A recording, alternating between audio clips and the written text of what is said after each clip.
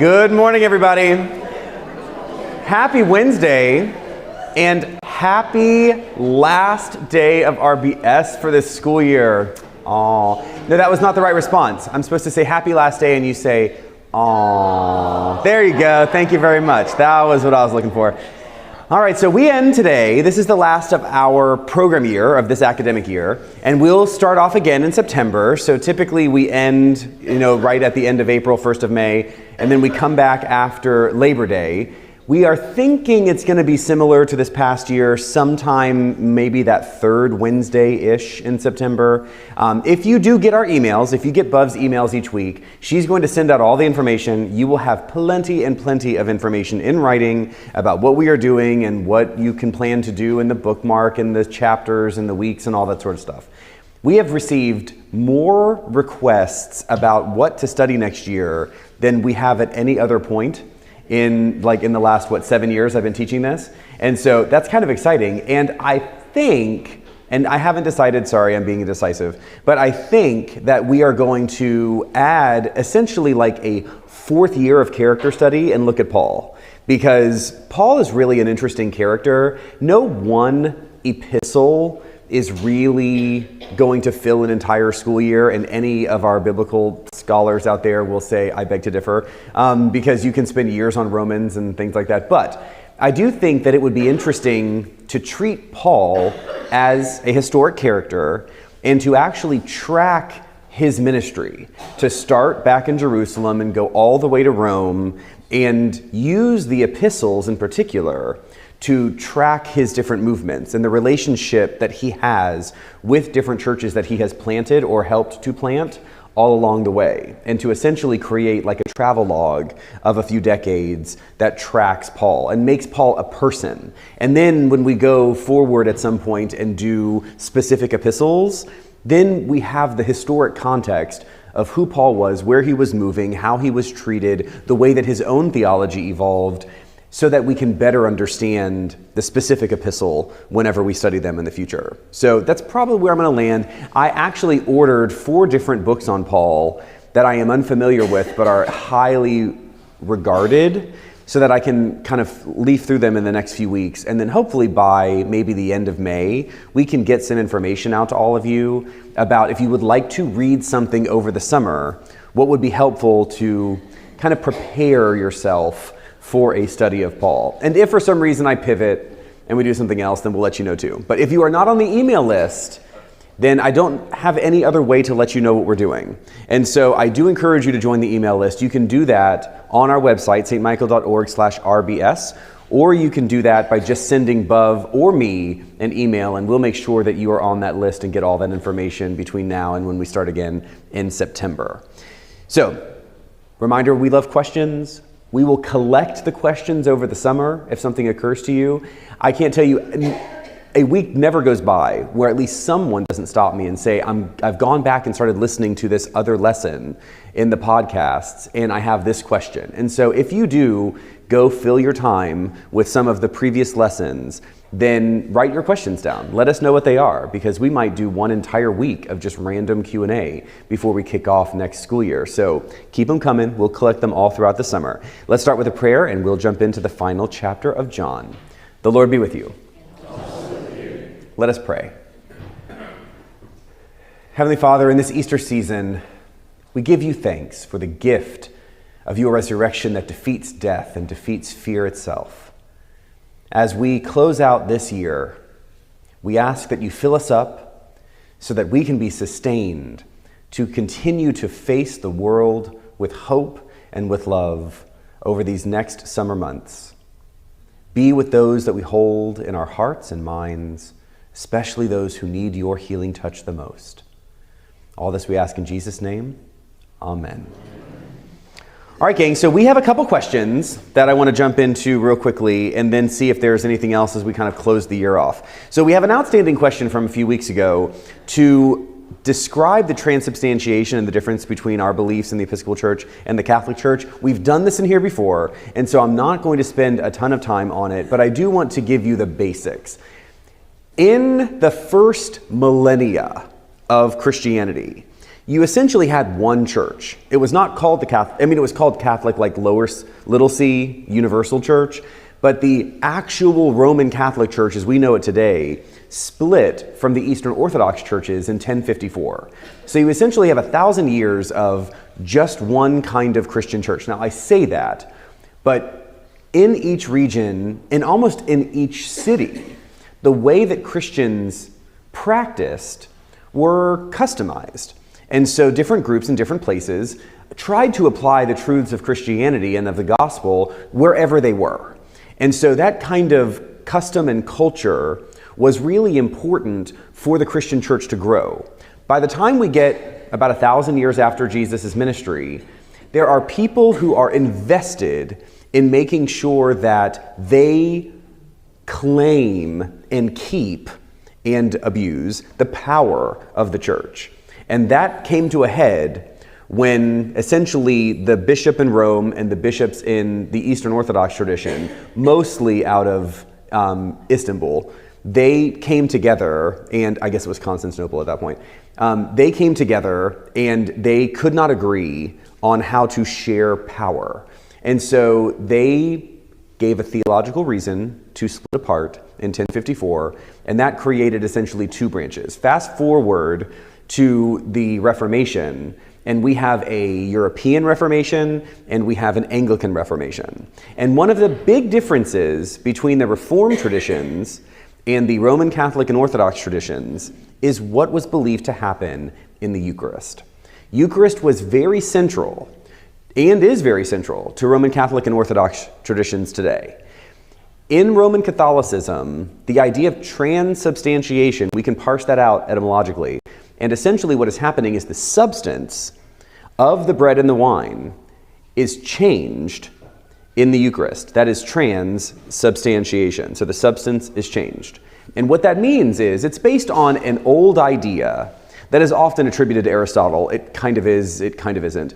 That an item can have both form and substance. So we see its form, and the substance may connect to the form, or it may be different from the form. And so what Christians believed for centuries and centuries is that the form of the bread and the wine remained the same after it was blessed and consecrated, but the substance shifted. And so what had before been both form and substance, bread and wine, became form, bread and wine, substance, flesh and blood. The reformers, both Protestant and Anglican, said not really. Like that kind of sounds like magic. And so instead, you had Protestant reformers that essentially said, this is bread and wine. Jesus broke the bread and the wine and shared the wine at the Last Supper. We should just do the same thing because he told us to. And so if you were to go to a Presbyterian church or a Methodist church or those kinds of traditions, Lutheran, what you get is essentially a remembrance. Jesus said to do this, so we do this, and we just eat bread and wine together. And of course, if someone along the way decided that drinking alcohol was bad and Jesus never did that, which of course he did, then they stopped using wine and they started using grape juice or something like that. So that's kind of one branch. The Anglican tradition, Episcopalians, said something real is happening in the consecration. But we're not going to go so far as to say, like, there's this magical thing happening. We're actually going to stop and say, we don't really know. But Jesus said to do it, and we understand that in sacraments, and Eucharist is one of our principal sacraments, God is fully and powerfully present. Then something is happening with that bread and that wine. And so we stop short of essentially like forcing some very specific physical thing to be happening, and instead we kind of make it theological. And so at the consecration, the bread and the wine become sacred vessels of God's reality to us as believers. We do not say that they are substantively changed, like it doesn't physically, the substance, become flesh and blood, but that it contains God's full presence. And when the believer consumes the bread and the wine, we are fed with Christ's flesh and blood. And so we maintain this theological understanding. And we tend to say, there are a few words that we say. One is consubstantiation, which don't worry about that. It's really about real presence. So that's what you hear Episcopalians often say, is that God is really present in the bread and the wine once consecrated in the Eucharist. But we stop short of trying to force that, square peg in a round hole kind of thing and say that somehow the form remains but the substance changes. Questions on that? Yes? Why do Catholics not allow non-Catholics to take part in communion? Good follow-up question. So the question is, why does the Catholic Church say non-Catholics cannot take communion? It was explained to me one way when I was 23 that has stuck, and I think is probably the best, simplest explanation I've ever heard. In the Catholic Church, communion is used to represent a unity that already exists before the moment of communion. And so another way to say that is, Catholics believe that their formation is such that the community means a very particular thing, like you are in or you are not. You do the certain steps and you take the certain behaviors, and that makes you a good member of the community or not. And then those good members of the community, that community that already exists, that unity that already exists, then they share Eucharist together. Eucharist is not what is extended outside the community. Episcopalians, Anglicans, believe that it is in the Eucharist that we form our community. And so it kind of flips it on its head. When we share communion, that is what forms our community. And so to that end, we want everyone to come and share, because it's in the sharing of the sacraments that our unity, our community, is really anchored. And so it's just different. It's easy. It was easy for me in my early 20s to say, like, why would you keep people from it? And I remember being told once that if we really believe that this is Christ's flesh and blood that feeds us, why wouldn't we want everyone to have it? I mean, it does no harm.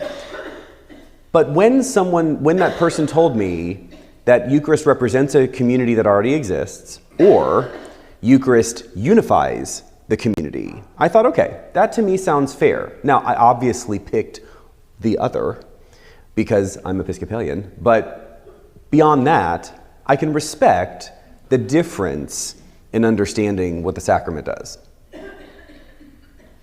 Bless your hearts with all your coughing and your allergies. I came up here to the stage and thought to myself, I'm not sure I'm going to get through an hour of talking because I'm all scratchy and my eyes are on fire. Isn't it fun? Spring in Texas.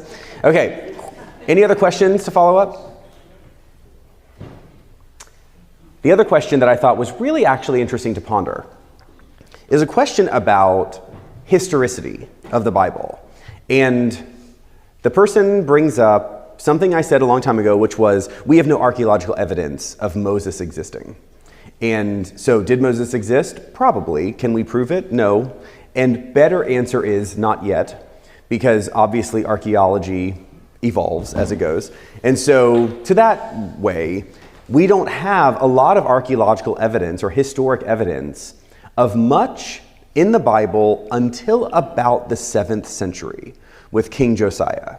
And so that's just a nice date to know. The 7th century BCE is about the earliest evidence that we have of archaeological historicity of the stories that exist in the Bible.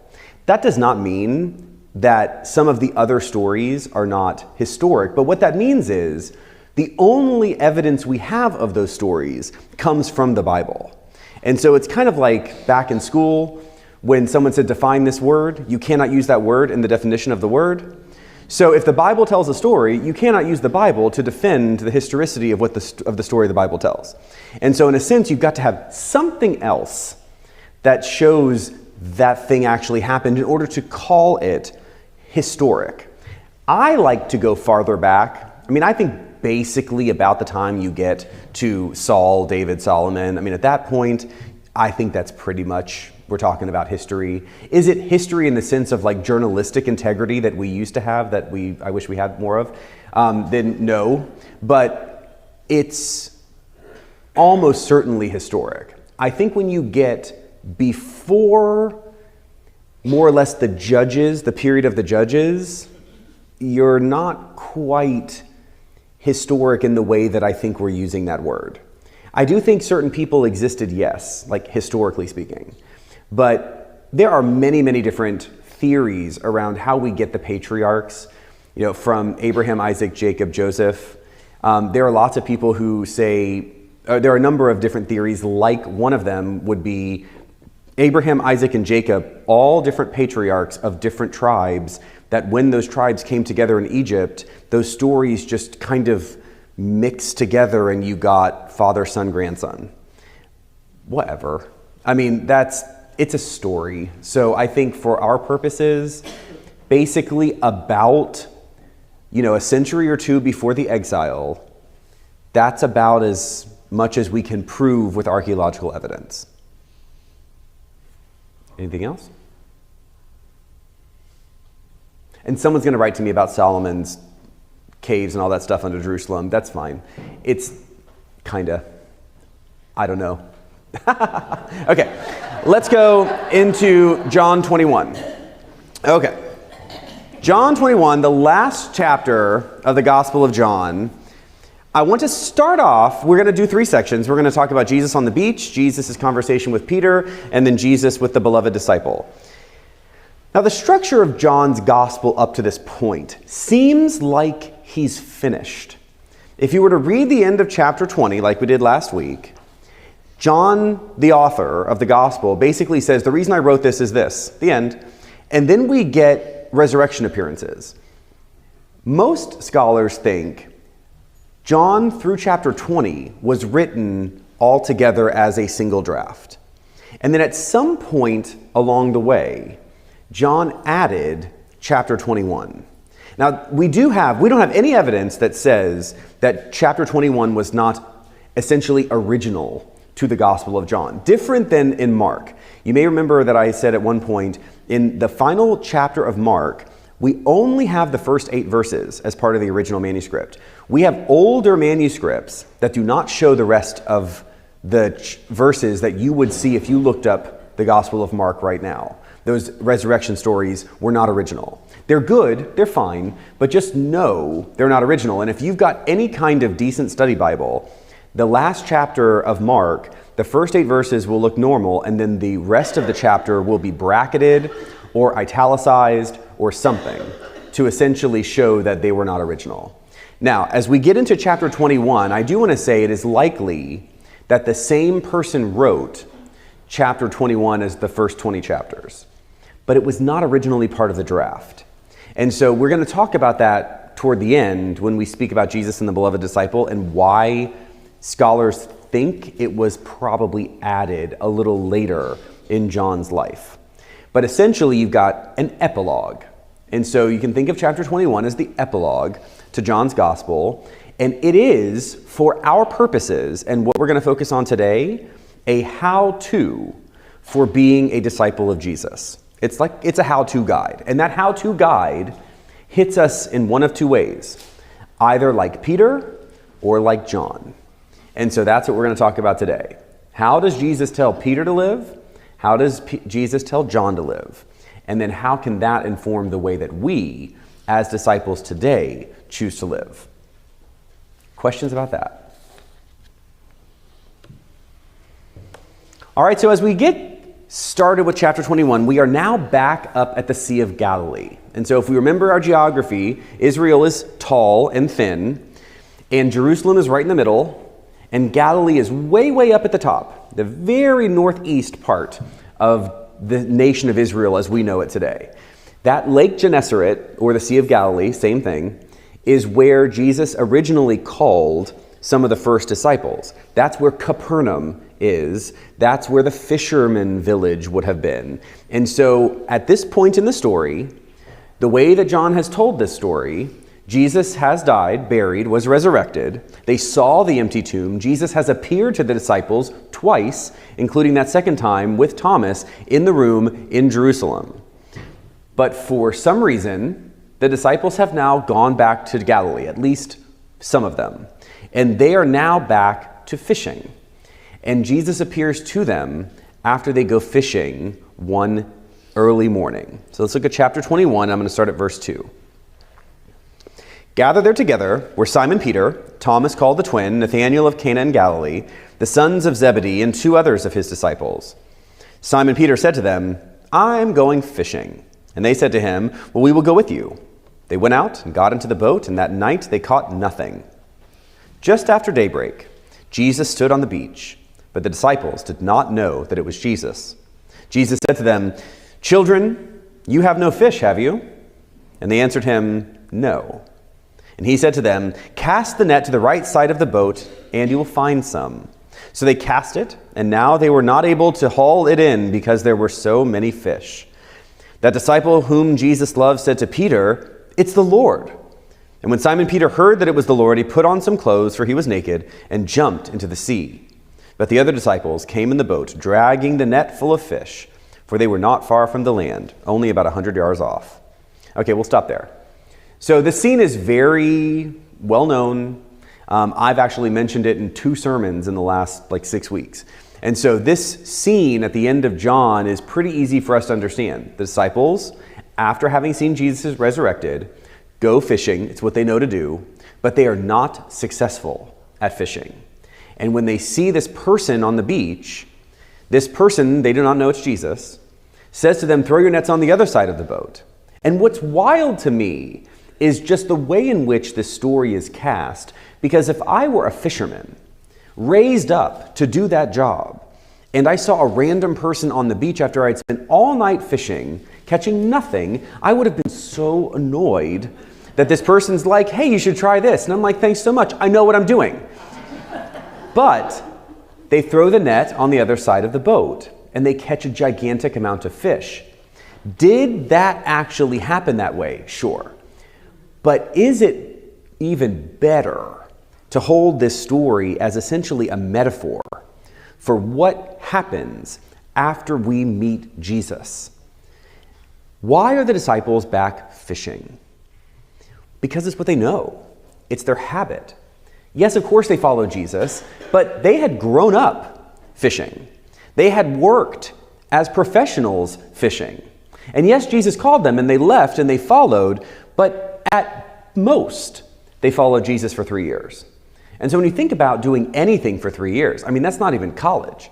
So you can kind of go do anything for 3 years, and maybe that changes who you are and what you do and all of your habits. But maybe not. And so here they are, the disciples who have been with Jesus for 3 years, let's say. Jesus dies, and even though Jesus resurrects, Jesus is not there anymore. He is not in front of them. He's not telling them what to do. He's not pushing them to go in one way or the other. And so, left to their own devices, what do? They revert back to the habits that they had before they started following Jesus. Now, if this is not a story that you can relate to, I'm not sure what to do for you. Because this is so human. How many times do we have wonderfully spiritual experiences where we really feel God's presence? I hope you've all had at least one moment where you're like, yeah, God is real. It just washes over you and you feel it and you're filled up by it, and it seems to, you almost levitate that it feels so good. And I think for a lot of people, there have been multiple of those experiences that we've had over our lives. It's powerful, but it's fleeting. And those moments don't last forever. And when we come down off that mountain, so to speak, then what? And if you haven't made the mistake of just doing all the same stuff that you did before you had the spiritual experience, you are much better than me. Most of us just go back to the stuff we know. And even if we know, we remember, we think about that experience, our behavior looks a whole lot like the behavior we had before that experience. That's what's happening here, is these disciples have had an incredible experience, 3 years with Jesus. But now Jesus is gone. And what do? They go back to fishing. And so what John's story really tells us is when you've had that experience and you try to go do the stuff you used to do, it just doesn't work anymore. They're not bad fishermen. The story is not meant to tell us that over the 3 years of following Jesus, they forgot how to fish. The story is really meant to tell us that once you've had that genuine experience of God, all the stuff you used to do does not work for you anymore. And the only thing that works for you now is following God. It's a bummer, really, because wouldn't it be so easy to just go back doing all the stuff that we had done? But it doesn't work. And I dare say almost everyone in this room knows what I'm talking about. When you learn something true, when you see something powerful, when God reveals something to you about the way of the world, about the way of your own actions, about your relationships with other people, about the work that you spend your time investing in, when those things happen and when those truths are revealed and your eyes are open, you just can't do the same stuff again. Unless you are so pig-headed that you just continue to bang your head against the wall, which happens to all of us. And so John is simply saying, try as you might, you cannot go backwards. And so Jesus shows up on the beach when the disciples are going to do the stuff that they thought they knew how to do so well and says, throw your nets on the other side of the boat. And so what might seem like an insult to these fishermen who know what they're doing is actually John's way of saying, you might still look like the same person, and you might still have the same experiences and the same skill sets, but you just can't live the same way again. And so throwing your nets on the other side of the boat is not about a fishing technique. It's about what happens when we do not, or when we do, listen to Jesus' voice. And so for us, this story is one that we should marinate in for a little while, because every one of us knows what it's like to try to do some of the old stuff and it just doesn't quite work. And we can just force it and kind of ignore the feeling that it's not working. But at some point, that feeling catches up with us. Some point, God catches up with us. And we have this epiphany, and it seems so dumb. Like, what have we been doing? What have we done and not done for all of this time, even after God was revealed to us so powerfully? The last thing, and then I see you. I want us to make sure that this story does not get too complicated, because the story is very simply about how to listen and to obey what God is saying to you. And I also want to make sure that we know, because we are communal Christians. You've probably heard me say this. Can you be Christian? Can you follow Jesus? Can you be a disciple of Jesus on your own, by yourself? My answer is maybe, but it's not a good idea. Because the whole idea of being a disciple is about listening to God's voice and responding to God's voice, obeying God's nudges when he pushes us in certain directions. And if you're waiting to hear a literal voice speak to you by yourself, alone in your room, you will probably be waiting a long time. Now, if that happens to you, come let me know. Because either you've had a miraculous revelation or you're losing your mind. It's one or the other. I remember watching this really great movie, and I can't find it. It doesn't exist digitally. Like, I would have to buy a VHS from Amazon and play it on what? I don't know. I don't have one. So it's called Household Saints, and it's a fantastic movie from, I want to say like 1990, maybe. And it's in the... Do you remember Mystic Pizza?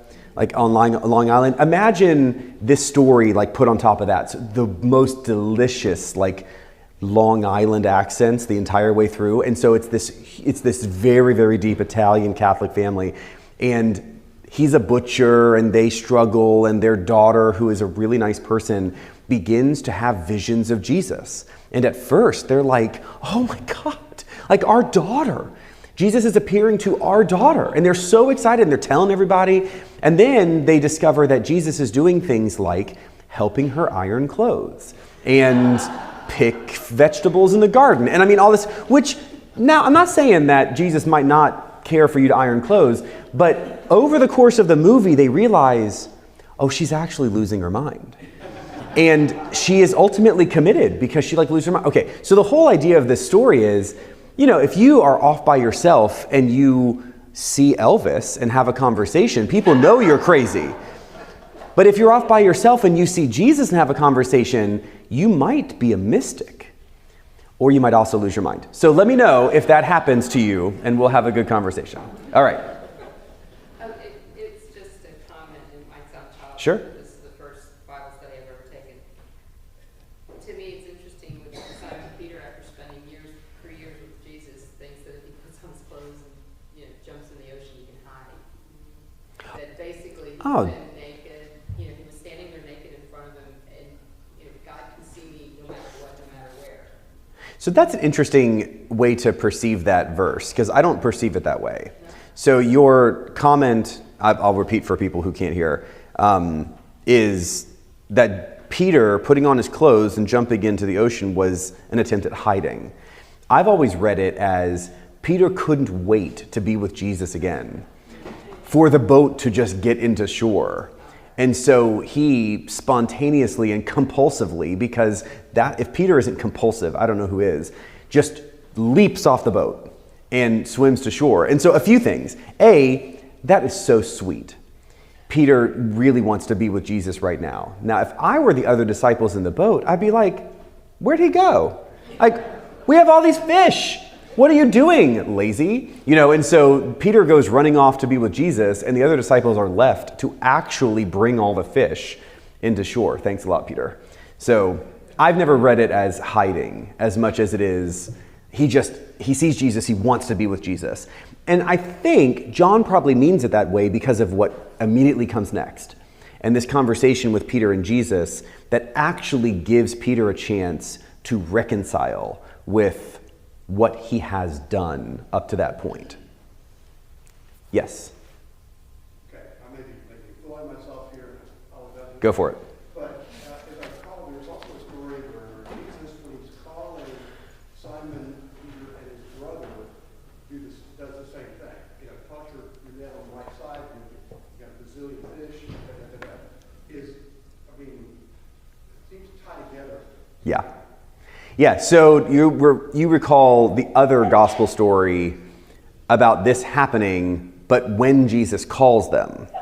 And so that's what you're picking up is the way in which, if you were to put all the gospels side by side, there are quite a few stories that exist in multiple gospels, but exist in different orders and have different purposes. So that story... So it's likely that as people were telling the story of Jesus, a story of Jesus seeing the fishermen and telling them to throw their nets on the other side of the boat and they caught a bunch of fish was a big story that people really liked. One gospel puts it at the call, another gospel puts it at a resurrection appearance. And so it's likely there was a real moment when Jesus said, throw your nets on the other side of the boat, and they caught a bunch of fish. And that was part of Jesus's lore, so to speak. John uses this story in a way that the other gospel writers do not. And so it's more of a literary technique. Put it here, probably because for John, okay, well, let's talk about this because I was going to do it at the end, but we'll do it twice. Why chapter 21 at all? It is likely, based on what happens at the end of chapter 21, that there was a story that swirled around about John as the beloved disciple and John's call to be an evangelist, to tell the story of Jesus, different than what Peter was asked to do. And in doing so, John became known as the disciple who was going to live forever. But John, at the end of his life, knew he wasn't going to live forever, and so he could have added chapter 21 in order to undermine what had become the myth of his eternal life, so that when he died, people did not somehow question Jesus' validity, because there was this story about how John was promised to live until Jesus came again, and then he died. And so is Jesus somehow a liar? Or did he not know? And if he did not know, then does that mean he's not really God? And if he's not really God, then it's a cascade of all of these problems. And so chapter 21 could have been added by John at the end of his life in order to make sure that whatever people thought of John was not misunderstood. And so to that end, as John's thinking about how do we do this discipleship thing, it's very likely that John was thinking of all the stories that he did not include in the gospel up to through chapter 20. And that was probably the story, obviously, that he thought of and said, that's a good story. But he'd already written the first 20 chapters. And so for John, that story of throw your nets on the other side of the boat became a resurrection appearance. And then he threads that story together with what comes next. And that's Peter's ability to essentially be forgiven and then charged with a new life in which he would spread the gospel. When did the disciples, and what happens, when do they become apostles? Oh, so the question is, what's the difference between a disciple and an apostle? Which is a great question. A disciple is a student, an apostle is a teacher. And so the apostles were all disciples when they were learning from Jesus. And then when they began to teach others, they became apostles. And so there are other apostles who are not part of the 12 because they themselves were teachers. And so it's just a difference between a student and a teacher. That's it.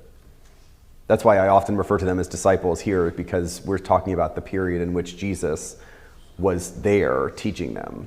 But if we go to Acts of the apostles, they become apostles because they become the teachers and Jesus is gone.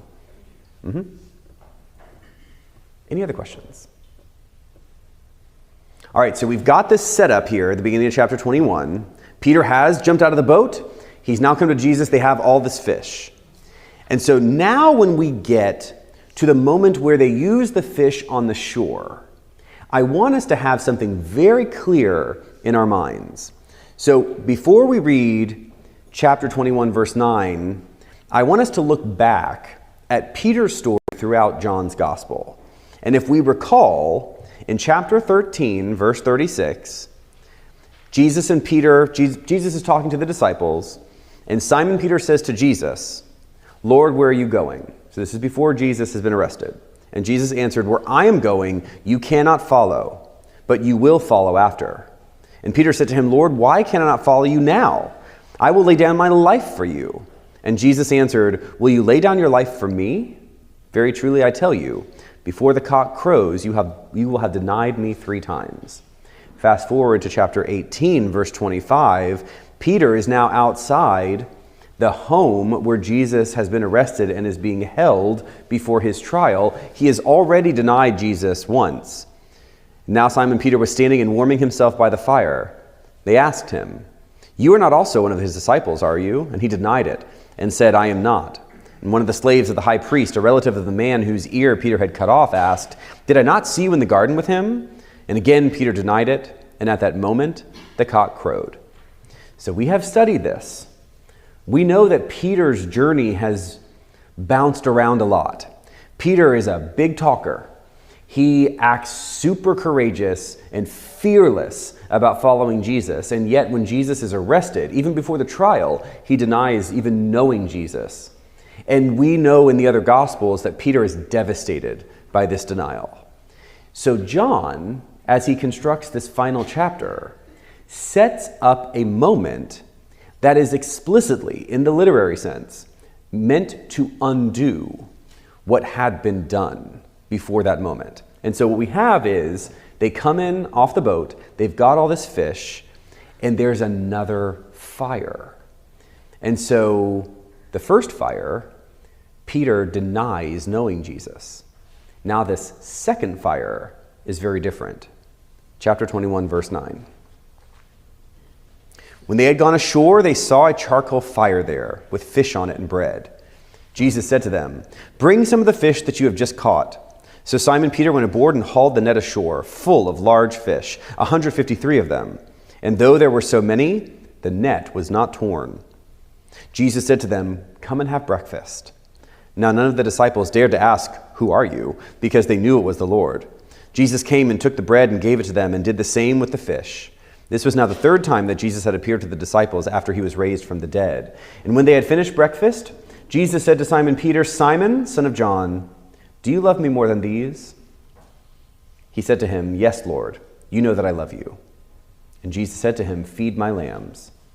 A second time he said to him, "Simon, son of John, do you love me?" And he said to him, "Yes, Lord, you know that I love you."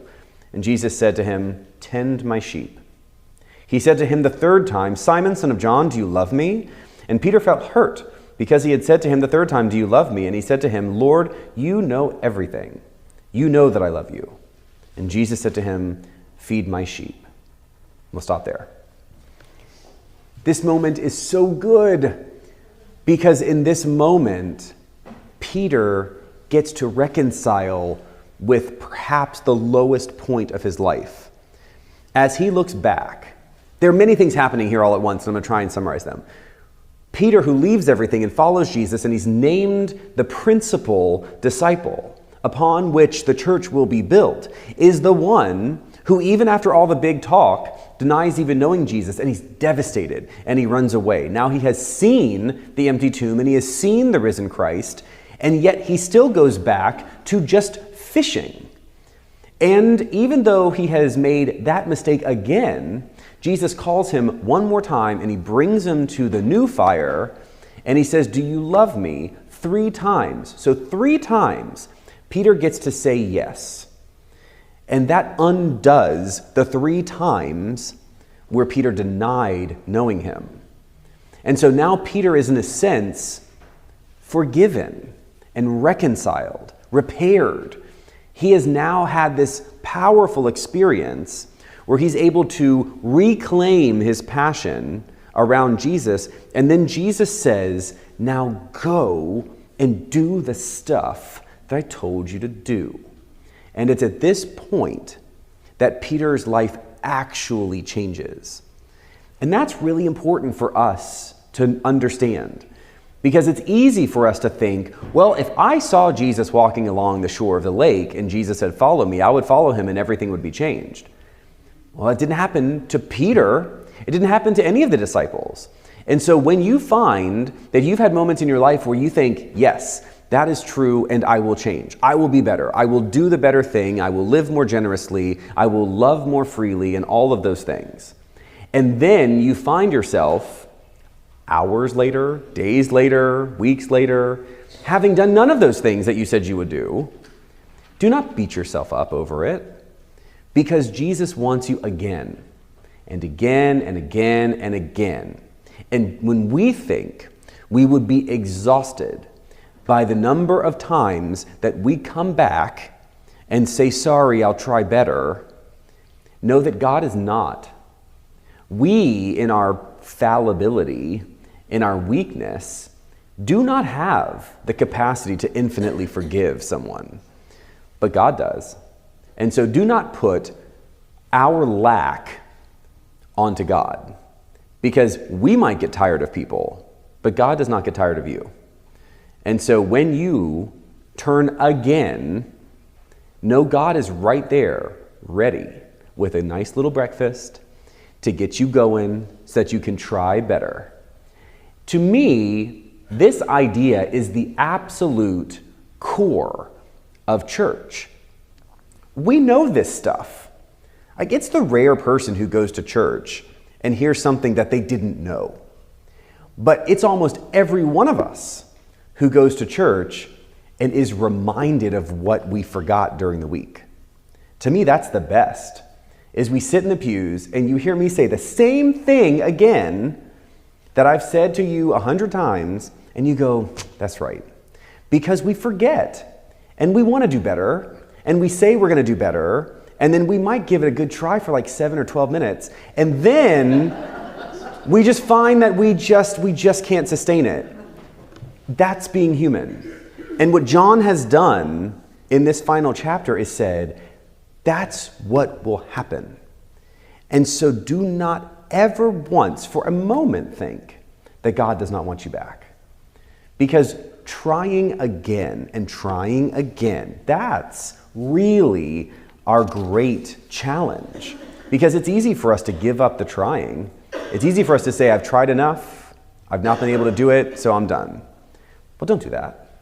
Because God's ready and willing to try one more time with you. And for us, that's like that inspiration. That's where the community of faith comes into practice. Is because, again, if you go off into your room expecting that God will speak to you, it's probably not going to happen. But if you come to a church community looking for forgiveness and validation and reconciliation, then the church community should, I say should speak for God and accept and forgive and empower and love. When the church is not doing that, the church is doing it wrong. And so for us, if we have come out of traditions, or we have spent time in traditions, or we simply are thinking, well, there's a limit to all of this stuff, like we have to have some kind of expectations and some kind of boundaries, John here is saying, no, because even Peter gets to undo what he did. And so who among us gets to limit God's capacity to reconcile? Who among us gets to limit God's capacity to love? Who among us gets to limit God's capacity to forgive every single time and then empower us to do work again? And if you're ever in a community where you are not speaking those kinds of words on behalf of God to a person looking to find a restart, or to find security, or to find love, check yourself, because you're not doing it right. Questions about that? Well, not a question, but isn't that really the essence of unconditional love? Isn't that the essence of unconditional love? Yeah. We're bad at that. So, yeah, I find this to be quite simple. This is not that hard. And you've heard me say how many different times, this is simple. It's not complicated. And yet, we love to make it super complicated. We love to say what does and does not count, what is and is not good enough, and how we're to behave and how we're supposed to act and all that sort of stuff. We love all the boundaries and all of the boxes and all that stuff because it makes us feel secure. It really is, it's an attempt at validating our insecurities. If someone lives differently than us, and we have to acknowledge that God loves them too, then are we in some way saying we're doing something wrong? If we can lean into the security that God loves us and loves them, and the them is very different than the us, then what's the problem? God is not limited in love. But we, in our insecurity, will often find that we cannot validate everyone because somehow validation is limited. No, it's not. I mean, look at any period in time, and you see one group excluding another group. It really comes down to the group in power needing to somehow validate their power by making sure the other group is excluded from the power. And in this story, the power is forgiveness and love. And that grace comes from God, not from us. But hearing God's voice is necessary. And the perhaps unfortunate reality is that most of us hear God's voice through each other. And when we are not speaking those words of love and grace, the person hearing us is not hearing God. and then we can get in their way. That's kind of scary, but that's the reality. And so the reason we come and we practice this all the time, week in and week out, is because we will mess it up. No matter how hard we try, we will mess it up. And I just hope, I'll speak for myself, I just hope that I mess it up a lot less over time, but I know I'm gonna mess it up. I would just like to mess it up less frequently. And so when I say things like I've said it here before, like becoming a priest is make me better, it's not that I don't mess up. I do think I mess up less often. That's good. I mean, it's nice to kind of get better, but there's still a long way to go. And I know lots of people who mess up a lot less often than I do. And so aspiring to continue to mess up less is a really good, faithful thing. In our commentary, N.T. Wright says something about this passage that I just thought was so good that I just wanted to read it to you because I wasn't going to say it any better.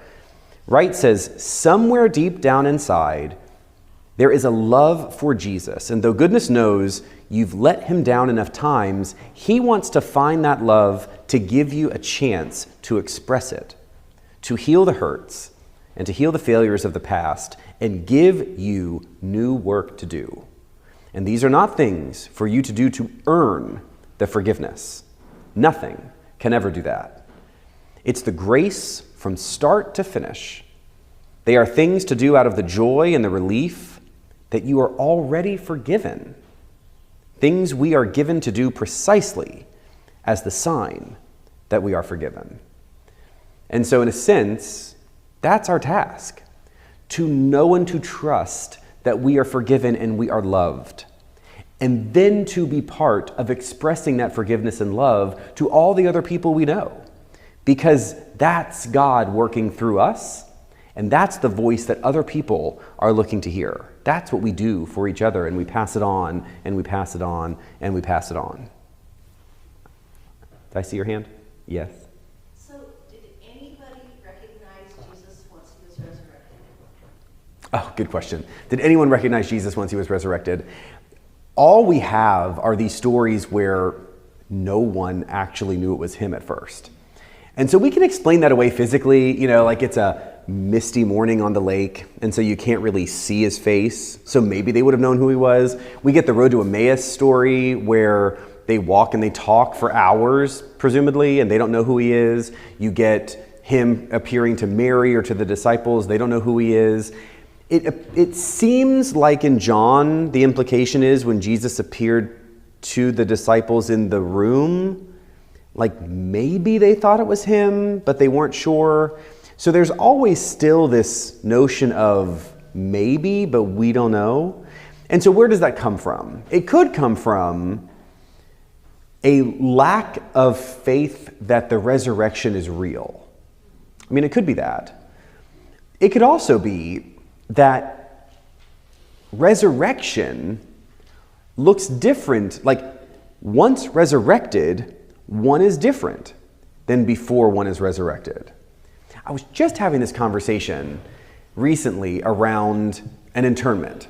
So you all know that we have columbaria here, and people will often take the cremains of a loved one, put it in an urn, put it in our columbarium. Throughout time, whether cremation was or was not acceptable was a very hotly debated idea, because there was this sense of, at some point we will be resurrected, and at some point that resurrection will be a bodily resurrection, and so don't we need our bodies? That is so nice.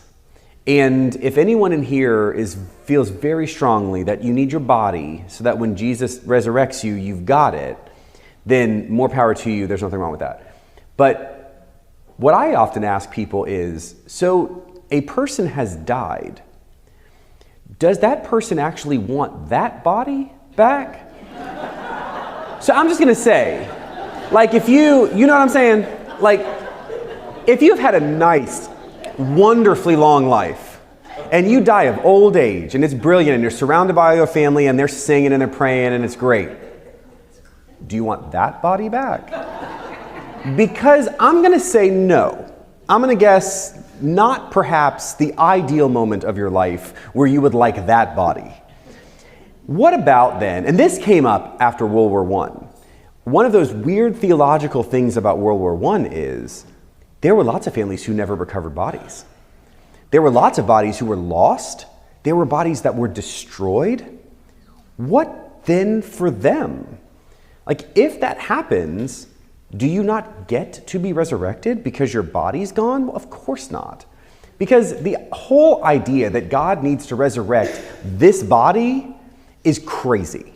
I mean, please, give me. First off, I don't even know that I get into the whole bodily resurrection, but that's a different class. Second, are you saying God can't do whatever? So if there's a bodily resurrection, how about none of these bodies? And so if that's the case, can we just be efficient? And I mean, I actually think we should get to the place where we're not putting cremains anywhere except in the ground. And we do that here. We have a scatter garden where cremains are taken, they are buried in the garden, they go back to the earth, and the name is put on a little plinth, and you can come and you can just know that happened. That's what I want. I want none of that. Do not put me in a place. I don't want to be somewhere. I'm gone and I'm good. So like in the ground or decomposing or plant a tree or whatever. But I don't need any of that. If you need that, that's fine. But I do think that there is this sense of the resurrection as a promise is something totally different. And so the resurrected Jesus didn't look like the pre-resurrected Jesus. He was different. Now, we have the stories where you see the scars and the marks and the holes and all that sort of stuff, but rather than limiting resurrection to the dead body is now living again, I think the transformative power of resurrection says that things are altogether different. And so not recognizing the resurrected Jesus makes total sense to me, because he is not the same person just simply brought back to life. Any other questions? All right, so last section of the whole gospel, and I've got 3 pages of notes. Okay, so let's just say that this final section of the gospel is meant to give us a clear idea of what discipleship really means. We're going to start with chapter 21, verse 18, where Jesus is speaking to Peter, and then we're going to pivot to where Jesus is speaking to the beloved disciple. So chapter 21, 18, Jesus is saying to Peter, "Very truly I tell you, when you were younger, you used to fasten your own belt and to go wherever you wish. But when you grow old, you will stretch out your hands and someone else will fasten a belt around you and take you where you do not wish to go." And Jesus said this to indicate the kind of death by which Peter would glorify God. And after this, Jesus said to him, "Follow me." Then, if we keep going, Peter then turned and saw the disciple whom Jesus loved following them. He was the one who had reclined next to Jesus at supper and had said, "Lord, who is it that is going to betray you?" Now when Peter saw him, he said to Jesus, "Lord, what about him?" And Jesus said to him, "If it is my will that he remain until I come, what is that to you? Follow me." So the rumor spread in the community that this disciple would not die. Yet Jesus did not say to him that he would not die, but "If it is my will that he remain until I come, what is that to you?" This is the disciple who is testifying to these things and has written them, and we know that his testimony is true. But there are also many other things that Jesus did. If every one of them were written down, I suppose that the world itself could not contain the books that would be written. And so at the very end of this gospel, John is essentially tying it off in a bow and holding up Peter as the one who will go off and lead his discipleship life in a particular way that will be hard at the end. And of course, we know from tradition, Peter ends up in Rome, and Peter is tried and condemned to death, and it's Peter who says before he is crucified that he is not worthy to be crucified like Jesus. And so as the tradition holds, Peter is crucified upside down. Then we've got John, who apparently lived a long life. And John's purpose was to write this gospel, to tell the story of Jesus, to inspire our discipleship. And somewhere along the line, people began to say, well, John's not going to die until Jesus comes back again. But John knew he was going to die, so he writes this very end to say his purpose was to be an evangelist, and that he has lived out that purpose faithfully. And so for us, in this final chapter, the question should be, what is our purpose? And none of us are going to have the purpose, well, maybe one of you will, but I will not have the purpose as great as Peter or John. But we all have a very important purpose. And I think it is rooted in the ability, the capacity, the faithfulness to choose to follow Jesus each and every day, even after we've made mistake after mistake after mistake, to choose again to follow, and to assume the responsibility that when we speak as disciples, we can be speaking God's word to people who need to hear it. And so as we go forward, trying to live as faithful disciples, to understand that what we say has power, and what we say may just be what God wishes someone else to hear. And so be very careful and try to be as faith-rooted as possible in your own humility, to know that grace has come for us, to forgive us, and that the best of what we can do as disciples is to speak those words of grace and forgiveness to others. I appreciate you taking the journey with me this year, and I look forward to next year. I wish you a very safe summer, and I look forward to be back with you in September. Thank you all.